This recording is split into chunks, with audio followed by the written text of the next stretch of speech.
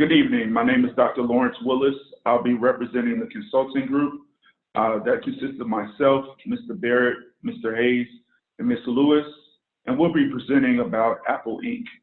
Our presentation today will focus primarily on our investors and shareholders and how our projections will allow the company to move forward in the near future. Next slide, please.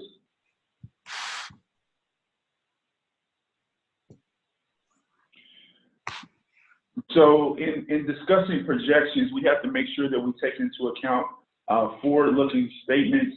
So there'll be some terminology and verbiage that we'll be using that discusses expectations and some assumptions that we'll make about the company in relationship to where the company is today and where we propose the company will be in the near future. Next slide, please.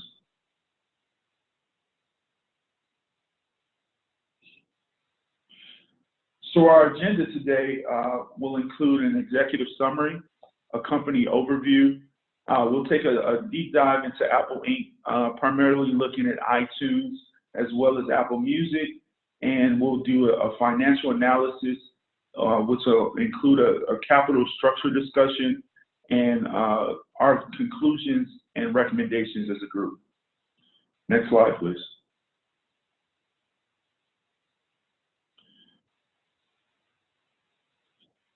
So our executive summary, we're looking at Apple Inc. It's a major leader in consumer electronics design to include mobile phones, tablets, etc. And the company itself has been an innovator in the forefront of various markets, investing heavily in R&D to be able to push new and innovative products out there. One of the key things about Apple is that it provides a superior user experience for all of its products.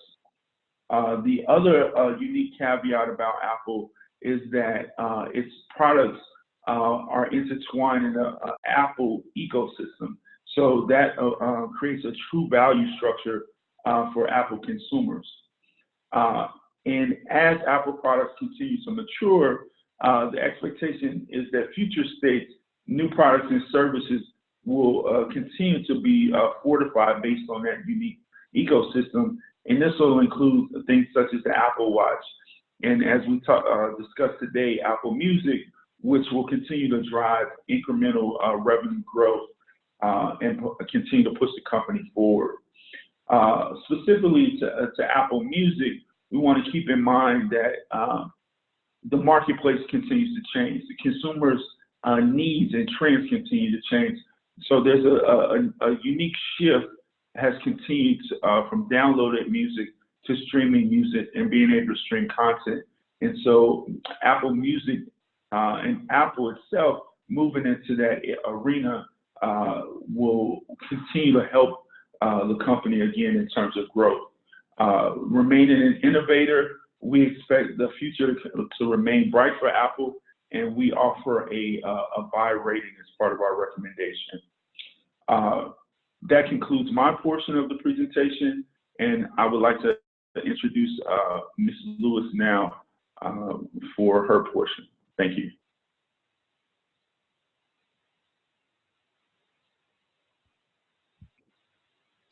Thank you, Lawrence.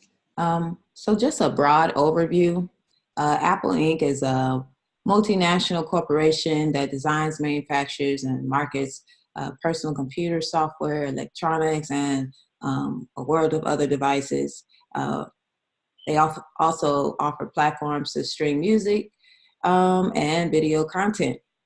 The investment analysts, they've identified brand strengths, innovation, supply chain management, and premium pricing strategy as key factors in the company's competitive advantage. And as part of our groundwork, that will lead to imminent success of Apple company. We have identified several internal strengths and weaknesses, as well as some external opportunities and threats. Briefly go over iTunes and Apple Music. So for starters, Apple has existing strong cash base. consistently increasing revenue to allow for further company expansion. And as we all know, Apple is one of the world's leaders with exclusive technology. We're leading with technological advances, and their intellectual capital is by far an advantage. It could actually be viewed as a strength and a weakness in itself because it's incompatible with other software and devices. So outside software and technologies aren't supported. But again, this is very beneficial towards Apple because when a customer gets Apple, they kind of enter into this Apple realm or biosphere where customers have to exclusively continue to buy Apple apps and accessories to be able to use their Apple device. Apple has been dominating the technology sector for years now. They provide tip-top technology with top-notch quality that offers a unique customer experience. And Apple has introduced some of the most innovative products like the iPhone, iPad, and we're speaking of today. And they're destined to continue to build and craft this type of expert technology. And with Apple's trademark logo being recognized worldwide, their reputation supersedes itself, being a household brand image. They also have a charismatic leader. And the Steve Jobs, he goes by quotes such as, "If you live each day as if it was your last, someday you'll most certainly be right." Or if today were the last day of your life, would you want to do what you're doing today? So that type of leadership from that type of character, like he truly believed, don't waste any time, follow your heart. So then you have iTunes, and that speaks for itself. It's the largest online music store, the leader in music downloads, media downloads. Some weaknesses, they have a lower profit margin. That's definitely a weakness, but perhaps utilizing artificial intelligence will increase its profit margins and obtain a stronger market position. Also, the dividends are rarely paid. There's also a lack of succession planning. That's a downfall as Apple's products are more of a luxury type of device with products with higher pricing. The presence in the business arena could be stronger as well.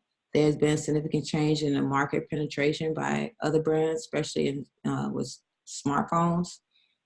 So companies like Samsung and Google, they are very present and using Android software to create new smartphones, holding 70% of the market share globally.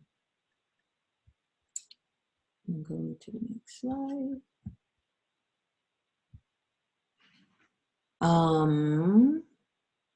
The opportunities with Apple exist with business strategies. Their amazing customized user experience, the strength of their brand, expanding strategic alliance, and global expansion. But although Apple has solidified itself, it still faces threats from ever-growing technological advances, from brands like Samsung and Google, as mentioned, and the competition is only getting stronger. And I would like to pass this on to Roland, and he will go over marketing strategies. Good afternoon. Good evening. My name is Roland Barrett. I'll be discussing the marketing of the 4 Ps of Apple Inc., the product, price, place, and profit and promotion. Next slide. Okay, dealing with the marketing product, Apple Inc.'s product strategy focused on 3 aspects: its supply, which is a case-by-case use, and it's also its integration and its innovation of industrial design, which is very adaptable and changing its product to exceed the other marketing competition out there like Google and smartphones. Its 2 main products is hardware and software. The hardware consists of personal computers and portable devices. Its software is main topic is iTunes and the Final Cut Pro. Next slide, please.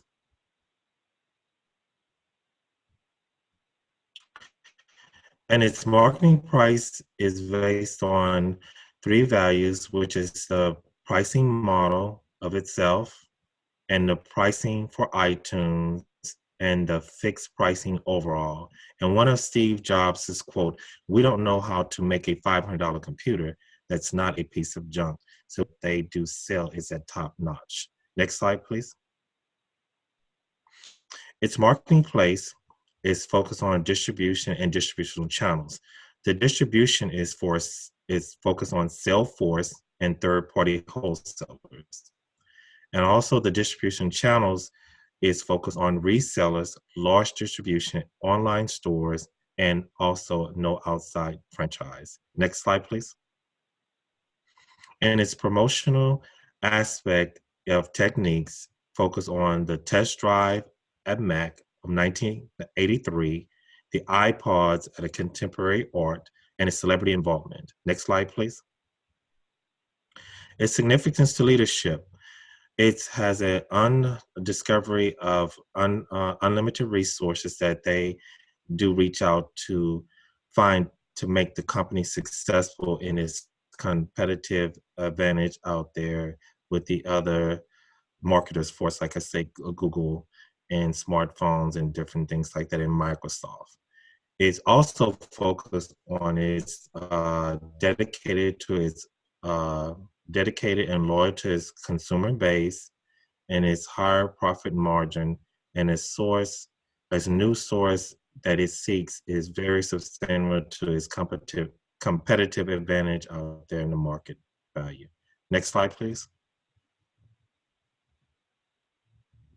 And its corporate culture focus on two aspects as well. It's called work hard, play hard, mentally, and also it's also the world's most famous admired company in the world. Next slide. It has two direct and indirect competition. The first is direct competition, which is Microsoft, which is their employees are very empowerment. And their quote is, "At Microsoft, we believe that diversity enriches our performance and products, and its differences become increasingly important." And it just lets us know that it's high technology that Microsoft advances itself as well, and takes pride in their product as well. It's the same as Apple Inc. does, Microsoft does as well. The next slide, please.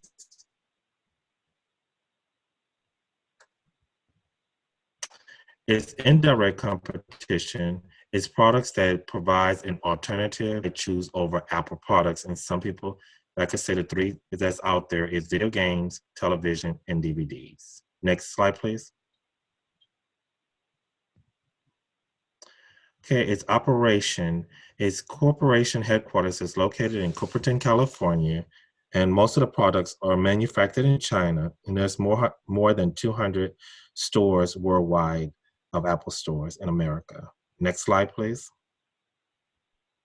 Its opportunity statement consists of Apple Inc. It is highly competitive in all its technology and driven consumer electronics, but for its existence to further leverage its company, it focused on its intellectual capital and the brand image alone. Next statement. Next slide, I'm sorry. And its expected outcomes focus on three. Its greater consumer shares, its increase in profit margin, and its a super sustainable competitive advantage out there in the market world. Next, I will be introducing Mr. Calvin Hayes. He's going to discuss the financial aspect analysis and recommendations for Apple Inc. Thank you.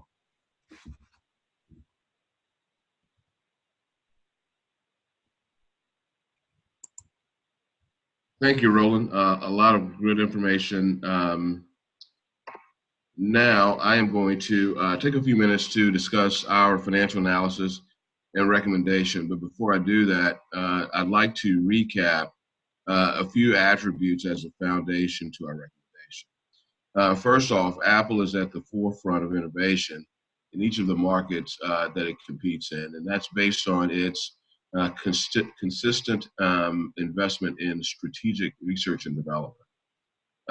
Currently, Apple has 1.4 billion devices activated worldwide. Of that number, there are 900 million iPhones that are activated.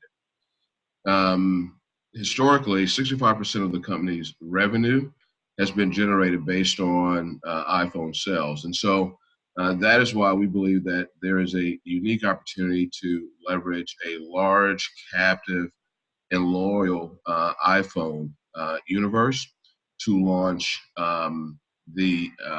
Apple's Apple Plus streaming service. And so, next slide. And so, with that, we have a core recommendation with regard to the launch of Apple Plus streaming, of implementing a $30 billion budget for content development. And so before we take a look at the pro forma statement of income, I think it's important for us to understand how we came to the expenses and revenues associated with it. And so this is the core of that. So basically, we have highlighted the $30 billion in terms of the new budget. We have an opportunity to amortize that $30 billion over 4 years at 40, 30, 20, and 10% of it per year. And within that breakdown, there's also an allocation for content development and sales, gen, and administration, broken out between 5 and 15%. And so the core of the rev gen in this scenario is that given that Apple has currently 900 million iPhone users, we have an opportunity to onboard those loyal users onto the streaming platform. And the graph here illustrates that the percentage onboarding is at 10%, 15, and 30 in the first 3 successive years. On the other hand, Apple has predicted that in 2020 they will sell 7 million new units of iPhone. Those users will be brought on with a complimentary access or subscription to the screening service for the first 2 years, and the core price, annual price of the streaming service is $59.88. So basically, this is the back engine that helped to build the performance statement of income. Let's go to the next slide, please. And so the next slide actually shows how the revenue and costs actually come together. And it's quite interesting because in the first 2 years, based on the ability to amortize over 4 years, in the first 2 years, there's a negligible impact on net income currently, right? And so as we bring on new users, as we convert users on the platform from the 900 million current iPhone users, as we sell new units of the iPhone product and bring them online, then in year 3, 4, and 5, you can clearly see how revenue is impacted at 16, 19, and 23% respectively. And so at core, we think that our recommendation is solid and it's supported by the numbers, because in year 5, 2024, we see how revenue has jumped from $60 billion to $78 billion. Next slide, please. So in conclusion, it is our belief that in order for Apple to compete in the streaming business with the likes of Netflix, who has 165 million subscribers currently, and Disney, who has a vast library of content, is going to be critical for Apple to be able to develop their content library as well. And that's our conclusion. Thanks so much for your participation and your interest. And on behalf of myself and our team, we really appreciate the opportunity.